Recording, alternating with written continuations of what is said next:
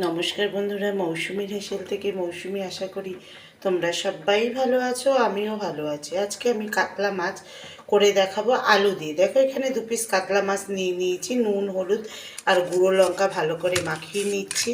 দেখেছো, 2 পিস কাতলা মাছ নিয়ে নিয়েছি। আর এখানে দেখো তেলটা বসিয়ে দিয়েছি, তেলটাও গরম হয়ে গেছে। এবার ভালো করে আমি তেলটা কড়াইয়ের গায়ে লাগিয়ে নিয়েছি। তোমরা যদি ইউটিউব থেকে দেখে থাকো তাহলে সাবস্ক্রাইব করতে ভুলবে না। ফেসবুক পেজটাকে অবশ্যই তোমরা ফলো করবে।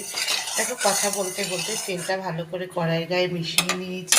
এবার নুন আর লঙ্কা মাখানো যে মাছটা আছে সেটা আমি ভেজে নিচ্ছি। আমি কী কী মশলা নিয়েছি: দারচিনি, লবঙ্গ, এলাচ, আর এখানে রয়েছে সাদা জিরে, পেঁয়াজ, আর তিনটে রসুন কুচি নিয়ে নিয়েছি।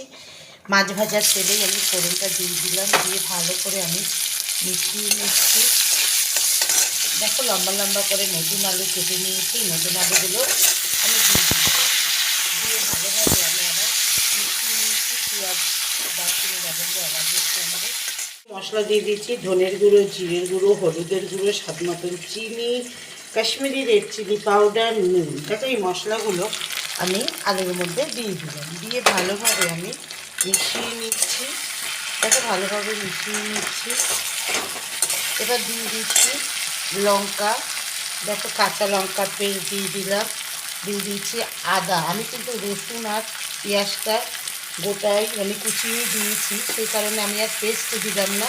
আর এক টমেটো হাফ দিয়ে দিলাম, কিন্তু রান্নার পরিমাণটা একদমই কম, দুটো মাছ দিয়ে আমি করছি, সেই কারণে মশলাও একদমই কম দিয়েছি। তোমরা কিন্তু যে যেমনভাবে মাছ কেউ 10টা, 5টা, 6টা মাছ যদি রান্না করে তাহলে মশলার পরিমাণটা বেশি দিয়ে। দেখো, আমি ভালোভাবে মিশিয়ে নিয়েছি। দেখো, মশলাগুলো একদম ভাজা ভাজা হয়ে গেছে, তেলটাও ছেড়ে দিয়েছি। এবার আমি উষ্ণ গরম জল দিয়ে দিচ্ছি। দেখো, উষ্ণ গরম জল আমি দিয়ে দিলাম, দিয়ে ভালোভাবে আলুগুলো মিশিয়ে নিচ্ছি। আমি যেভাবে আজকে নতুন আলু দিয়ে কাতলা মাছের রসা বা ঝোল করলাম, তোমরা অবশ্যই এইভাবে করে কমেন্ট বক্সে কমেন্টস করতে ভুলবে না, শেয়ার করতে ভুলবে না, লাইক করতে ভুলবে না। আর ফেসবুক পেজটাকে অবশ্যই ফলো করবে। আর ইউটিউব থেকে দেখে থাকবে সাবস্ক্রাইব করতে তো একদমই ভুলবে না। দেখো, মাছগুলো আমি লাল লাল করে ভেজে নিয়েছি, 2 পিস মাছ। এখানে দেখো ঝোলটাও ফুটে উঠেছে। মাছ ভাজাগুলো আমি দিয়ে দিচ্ছি, দিয়ে ভালোভাবে আমি মিশিয়ে নিচ্ছি আলুর সঙ্গে। আমি যেভাবে করলাম তোমরাও কিন্তু এইভাবে করো। নতুন আলু দিয়ে কাতলা মাছের ঝোল দেখো আমি মিশিয়ে নিয়েছি। দেখো, মাছের ঝোলটা হয়ে গেছে। এবার আমি গ্যাসটা অফ করে দিচ্ছি, ঠান্ডা হলে পরিবেশন করে দেখাবো। দেখো, আমি নতুন আলু দিয়ে কাতলা মাছের ঝোল করে তোমাদের দেখালাম। আমি যেভাবে করলাম তোমরাও এইভাবে করো। কমেন্টস বক্সে কমেন্টস করতে ভুলবে না, শেয়ার করতে ভুলবে না, লাইক করতে ভুলবে না।